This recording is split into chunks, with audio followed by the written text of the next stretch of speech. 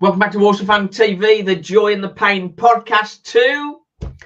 Right then, things are getting a bit tasty. We get into the key part of the season, and our predictions not doing too bad. Last time, Gab Sutton, he's with us. Hi, Gabriel. Hello. Last time, you did better. Significantly. Oh, did I? Than me on predictions, yeah. But last week, I never asked you last week, did I? But I got 5 out of 5. Oh, well done. I've got 5 out of 5, or it should be 4 out of 4 because I sort of held off saying with the Swindon one. You can't. If you didn't have the guts to say it, then you can't take credit for it, Simon. I'm just so we'll say 4 out of 4. So you have Mansfield, Stockport, Walsall, Crawley, and Colchester. How about that? Well done. Crawley Barrow was a draw, wasn't he? I think so, yeah. So. Oh, yeah, did I have that as a draw? That's it. I had that as a draw. That was the one. There you go. It's getting a bit spicy. First of all, before we get into things, because it is very tight up there, Walsall, we didn't really expect them to be this close. I think it's still going to be a struggle for Walsall to make it because we're relying on other results and the likes. But it's good to be up there and close and involved, which is what I wanted at the start of the season. To be involved in the playoff race is what I wanted. And can Walsall do it? Well, you're just a point off Crawley going into the final 2 games. If anything, I'm probably more worried about Doncaster in a way because of their crazy winning streak that they've been on. I think Doncaster are they're definitely going to be in top 7, I think. So it's whether you can. So if they come into the top 7, then it's not enough to finish above Crawley because you've got to finish above someone like Barrow. Yeah, I thought Crewe was safe, but because I did a thing, I sort of ignored Crewe a little bit because I thought they were going to be okay, but they are at home to Wrexham. So I can't see him getting anything out of that. And then Wrexham are already promoted, they say. Oh no, but they're not going to let up, are they? But they can't get the title, though. That's the thing. If the title was still in view, they'd have a motivation, an extra motivation. Whereas I don't think they really have that, having already won promotion. Yeah, I know what you mean. It's a bit of a party for them, though, isn't it? Party time, which you got promotion. And then their other game, last match of the season, away to Colchester. Colchester are safe as well now. I don't think they're mathematically safe, but they're not mathematically safe. But I can't see Sutton. Sutton are at home to Crawley and away to MK Dons, and they need to win both. Right. So, Crawley have got to win at Sutton, haven't they? Really? Yeah, Crawley have got to win at Sutton, and Sutton. In that game, they are going to be fighting. So that's a possibility that Crawley might slip up there. So Crewe could sort of throw themselves back into the mix. But for the minute, I'm thinking they're going to be okay. But now seeing they've got Wrexham, last match of the season, they're going to be squeaky bum time for them, I think.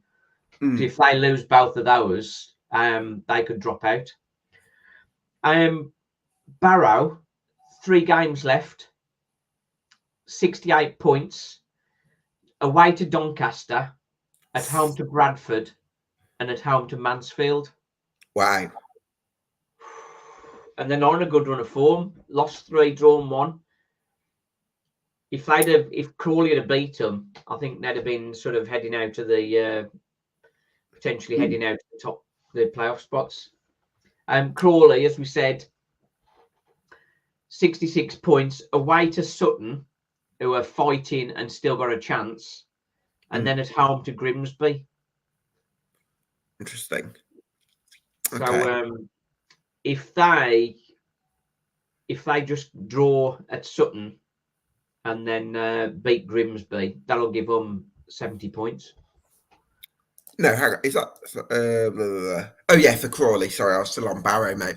Yeah, so 70 points.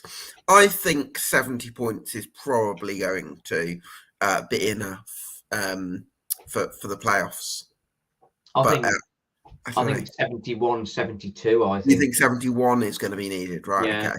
So in that case, it, we do need another point, don't they? If we come back to Barrow, then they're currently on 68. Away to Doncaster, I think Doncaster are going to win that. Home to Bradford. Home to Bradford. What do you think I think they'd beat Bradford. Okay, so I'll put them on to 71, and then home to Mansfield. I think, to be honest, I think Mansfield at home on the final day, a bit like what I've talked about with Wrexham, where they're already promoted and can't win the league. I don't think that's a bad final day game. I've seen teams that have, I think on the final day especially, where you just, the next day it's your holiday sort of thing. I think it's like a lot of players sort of mentally check out if they've already won promotion. Yeah, so that's a chance for Barrow to do something there. I think Barrow will get at least 4 points from their remaining 3 games. Yeah, which will put them on to 72 and puts them safe in the playoffs. Crawley, 66 points, away to Sutton. I think Crawley will win that, so they'll go up to 79. Yeah, and that'll take them to 69, and then they've got Grimsby. Sorry, Grimsby at home. They should beat Grimsby at home as well. I think I'll go for a draw for that one. I would draw for that one. Okay, so that would take them to 70 points. So 72 for Barrow, 70 for Crawley. Doncaster. Oh, well, all of them. Currently on 64. Home to Barrow. I think they're going to win that. Yeah. Away to Colchester. I think they'll get 7 points, Doncaster. 7. So you think away to Colchester, do you think they'll beat Colchester? I think they'll get a draw at Colchester, and I think they'll win at Gillingham on the final day. Okay. So that's 7 points. It'd give them 71. Blooming Nick. And then Walsall, Little Walsall, currently on 65 points. Home to Bradford. I'll go there. I'll go for them to beat Bradford. I think so. And then away to Wimbledon. You know what? I think I'll go for you winning both games. Because I think Wimbledon at that point, well, now they can't make it. They can only get 68. Yeah, they're out of the picture. So if Walsall could get that, Walsall will be on 71. Doncaster will be on 71. Barrow will be on 72. And Crawley will be on 70. So that would be between Crew. So Crew really do need to get something from their remaining 2 games, if that's the case. Yeah. Well, that if they lose against Wrexham, and then they've got to get something from Colchester. But if they didn't get anything, could we see a situation on the final day where Crew just need a point to get into the playoffs? Colchester just need a point to mathematically clinch survival, and it ends up being one of those 0-0 games where a draw is sort of convenient for both sides. Yeah. Happened with Coventry Morecambe, I think, a few years ago. That's right. Yeah, you sort of help each other over the line, can't you? If Walsall and Doncaster both ended up on 71, Walsall did have a better goal difference, but now their goal difference is just 1 better.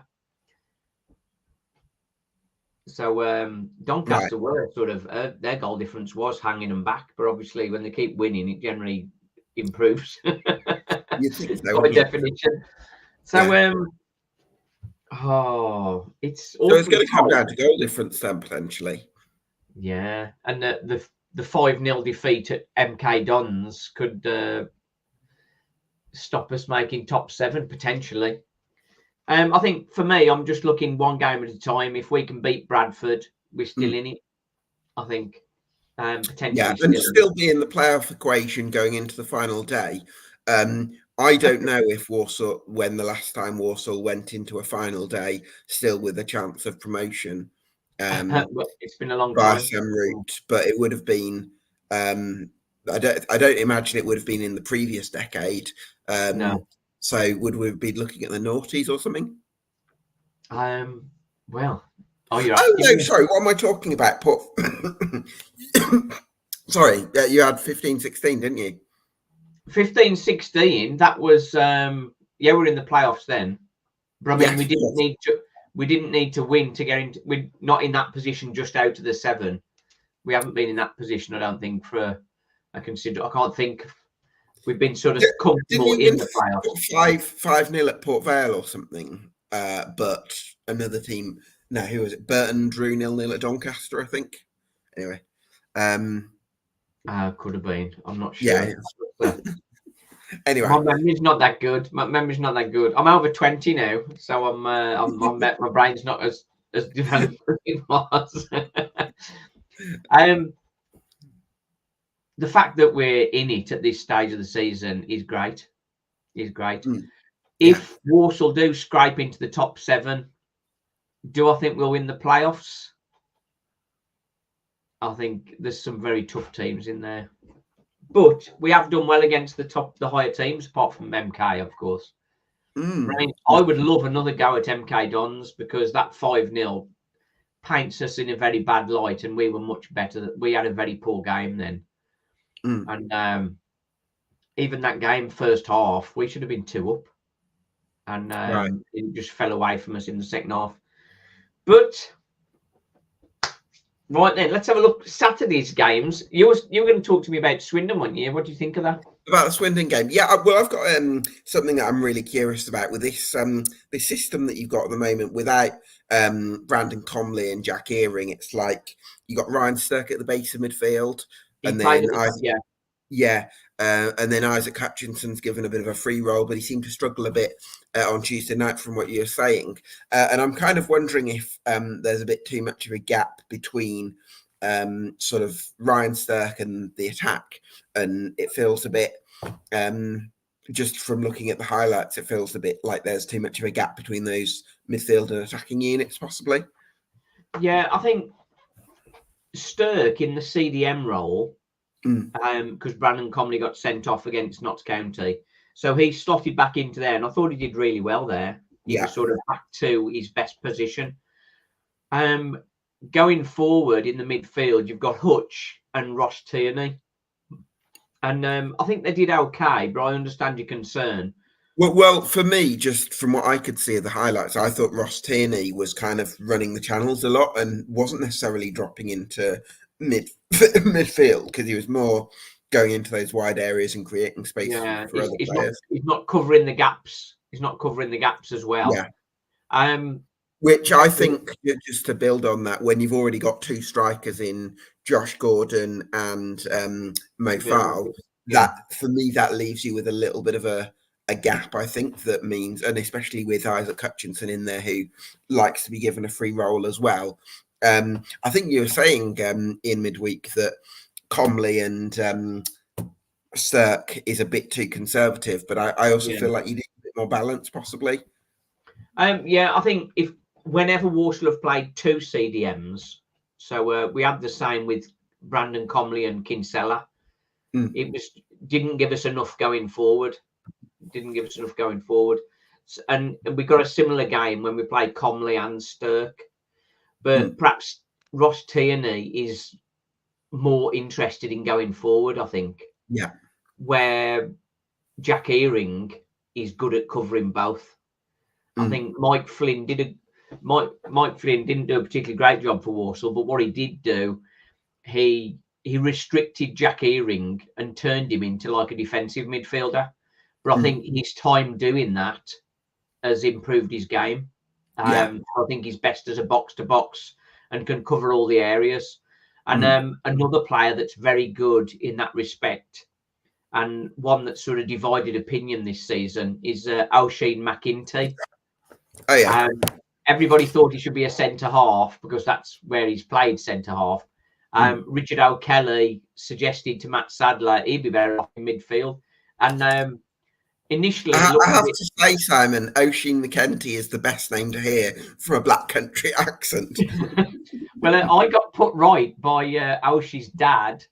Oishin's dad told me I was calling him McIntyre. But, like McGinty. McInty is the pronunciation. Yeah, I saw him, and he said, "I love your channel," and which is nice when players, people connected with players like the channel and that sort of stuff. He said, "I'm just got to get you. You've got to say the name right." So that was good. But yeah, Ausch is tremendous box to box. He's absolutely everywhere in midfield, defensively and breaking forward. Some of the assists, he got a couple of goals, a couple of assists. The goal he scored against Notts County is goal of the season for me. I don't know whether you saw that. He sort of just came late to the box, a bit like Brian Robson in some ways. Came in late and just sort of hit it sort of top corner. That's just a beautiful strike. He is approaching fitness. They thought he was going to be out for the season, but because he's come from the Irish leagues and he's played some Irish football in his time, like the Gaelic football, he's very physical, and the physical side of the game just doesn't bother him one bit. He loves it. Right. Well, do you think he could be the perfect sort of third midfielder to go with Ryan Stirk and Isaac Hutchinson then? Yes, I think so. But Jack Earing is perhaps a more skillful technical player. Yeah. That perhaps works well with Hutch. I think Hutch has missed having him, because without Hutch there, without Jack Earing there, the sole attention of the opposition is stopping Hutch. And I think that's affected him. He hasn't done so well in the last few weeks, perhaps last 10 weeks, really, since Jack Earing has got injured. All the focus is on stopping Hutch.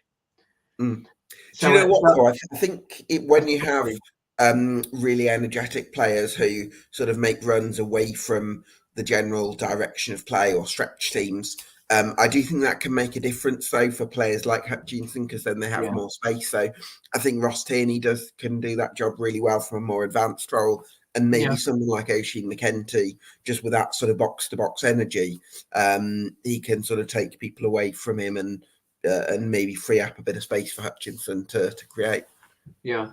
Liam Gordon has done particularly well the last couple of games. He's sort of, with Liam Gordon, left wing back, we're sort of forever sort of saying, come on, take the player on. And on Tuesday night, it was against Joel McGregor. I think it's Joel McGregor, that's him. It was his first start, and he loved playing against him. Liam Gordon did. First half, he ripped him apart, really. Second half, the lad did well, to be honest, and improved.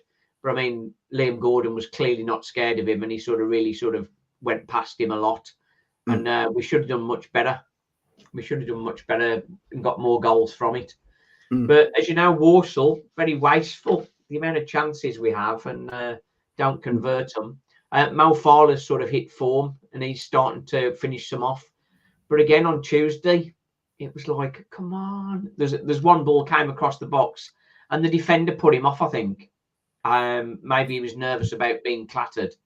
But I mean, it's one he should have scored. It was like, I can't believe he's not put that away. And then we get a corner a few minutes later, and there he is, gets his goal. So it's one of them. Just coming back to Liam Gordon, Simon, it's interesting because he's one thing he's done quite a bit this season is check inside and try and curl a shot at goal, and I think he scored a couple that way as well. But I've also watched him earlier in his career, and he has had that bit of explosiveness or athleticism. Certainly when I saw him at Bolton and after signing from Dagenham, and it's clear that he's got that in his locker, but maybe he just needs to build up a bit of confidence, because if he's become someone who can go either way, that can do the Brendan Kiernan type of running straight at defenders, but also can cut inside and try and curl shots, then all of a sudden you've got a left wing back who you don't know what you're going to get from in a good way. Do you know what I mean? So he does like to cut inside. He does like to cut inside on occasions. And I was talking to somebody about this recently. We forget how young the players are, because it is quite a young squad, and getting consistency out of young players is tough. But I mean, there's sort of like maturity of people, like, as you know, sort of these are really young, quite young people. I think he's sort of only 21, 22, maybe even 23. But I mean, that's still quite Liam young. Gordon's 23 sounds a bit more like it for Liam 23, Gordon. I think, yeah. Yeah. But I mean, it's still quite young, really. But it's one of those, isn't it? Yes. I get where you're coming from. I mean, you've also got players like Jamil Matt, who's vastly experienced, and Donovan Daniels as well. And even some of the younger players have had successful recent history at this level. So I wouldn't say it's like a fledgling group necessarily, but yeah, there's a few young players. There are some young ones in there. It was nice to see Danny Johnson get the winner on Tuesday. He's been starved of game time for whatever reason. Like the speculation on that is all over the place. Matt Sadler. But I think so, Simon, for the sort of the dynamic of the attack that Matt Sadler maybe wants. You've got Josh Gordon, who seems to sort of veer off into those wide positions and combine with Liam Gordon a bit. And then you've got Ross Tierney, who does like the wider areas as well.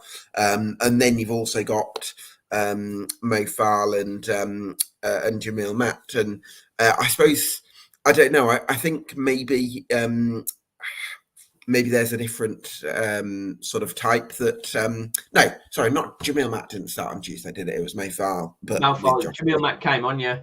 Yeah, that's the one. Matt Sadler was very brave. I say brave, not really brave. We weren't winning and we needed to win. So it's perhaps not that brave. But he brought Tom Knowles on, Jamil Matt and Danny Johnston all together pretty much. Right. And so then the experience we've got late in the game on the pitch, it was not unsurprising that the ball in from Tyler Allen was nodded down by Jamil Matt, and Danny Johnson was there. See, they know how to get. Not unsurprising. You've used your double negative there, Simon. No, I think his goal scoring nice can certainly have its uses, but I just think that maybe with the sort of the balance of the attack sometimes. Don't get me wrong, Danny Johnson's a great goal scorer and one of the best finishers in League Two, but I think he does have limitations to his game as well. So I can understand why he hasn't been used as often as maybe some fans would want. Well, I had a chat with Richard O'Kelly on Saturday. Richard O'Kelly's the new associate director. Oh, he's such a funny guy, isn't he, Richard O'Kelly? He's one of the funniest people in the game that I've come across. He's seems to be really, really humble guy as well, doesn't he? Oh yeah, that's it. He was downplaying his role in things, which I think is typical of him. But I talked to him about the Danny Johnson situation. He was quite coy, really. He didn't want to sort of give anything away because I made it clear who I was and that sort of thing. And I sort of posed the questions to him that sort of Danny Johnson, perhaps he can't do the press that Matt Sadler wants him to do, so that's why he's not playing. And I get that. But last 25, 30 minutes when you need a goal, I can't understand why he hasn't been using him then. And that's what he did on Tuesday. Maybe it's my advice. I don't know, perhaps. Interesting. Yeah, I do get it. I do think he can make a real impact. But I think sometimes managers are just very focused on the process of how do we create chances and how can we have a system that's going to make that work for us. And I think maybe Matt Sadler feels like he's got that with different personnel. But I can also understand your point that he can have a part to play maybe in those later stages of games. Yeah, I think Carlisle did it excellently with Christian Dennis last season. It was like 35 and that sort of stuff. They've just brought him on to score goals, and that's what he did, and got him promoted. And I think the interesting thing though is you use that example of Christian Dennis. He went to Tranmere this season, and because he's not been in a system that's worked for him, he's not done so well, and he's found himself on the periphery. So I do think that sometimes systems can be really important as well. That it's great if you've got a poacher to put in, but it's got the system's got to be built around them, and sometimes managers aren't always able to make that work. So yeah, I think you're probably right there. I'm mindful of time. Let's get back to clear predictions for Saturday. So, Crew Wrexham. I'm going for Wrexham. Who are you going for? I'll go for Crew. Oh, I like to argue with you, Simon. That's why. that's all right. Doncaster Barrow. I think that's got to be Doncaster, hasn't it? Yeah. Sutton Crawley. Crawley. You think Crawley? Oh, disagreement. Then I'm going Sutton. Maybe. Are you going Sutton to win? Okay. Yeah, I think Sutton might win there. Walsall Bradford. Walsall. Yeah, I think so. I hope so. Then we're into Tuesday. Barrow Bradford. Bradford. I'll go with Barrow. Barrow. Okay, I'm with you on that one. And then Colchester Doncaster. Draw. I think Doncaster will win that one. Right then. It's all good, isn't it? It's good. I think whether or not Walsall make the top 7, Simon, I do think that significant progress has been made this season. I think it was a tough first season for Matt Sadler as a rookie head coach, especially considering the strength of the league, which I think is going to get easier next season. And he's had a year's experience under his belt. So I do think there's lots of positives to come out of this campaign. And the fact that you're in it with possibly even a game to go, or you might even still make the playoffs. So I think lots of positives and that you can move forward with. Yeah, I think if we don't make the playoffs this season, we're certainly in a good position to have a strong chance next season. Next season should be good. I'm sure Notts County are going to be much stronger next season, and then we'll have Chesterfield. They need to fix those defensive issues, don't they? That's I can't imagine that lasting for too long. They're going to sort that out, haven't they? Yeah, definitely. It's all good, isn't it? It's all good. Good to have you back on the show again, and we'll definitely speak again. Absolutely. Cheers, Simon. First class. Join the pain, mate. Cheers, Gabriel. Thanks. Where's my mouse gone? There we go. I personally think 4th tier has been the strongest season ever. That's Abandoned Hunter's saying. What do you think of that? In terms of the resources of some of the teams, I think that's a fair point, definitely. Yeah. Got you. Okay, nice one. We'll leave you there. Cheers.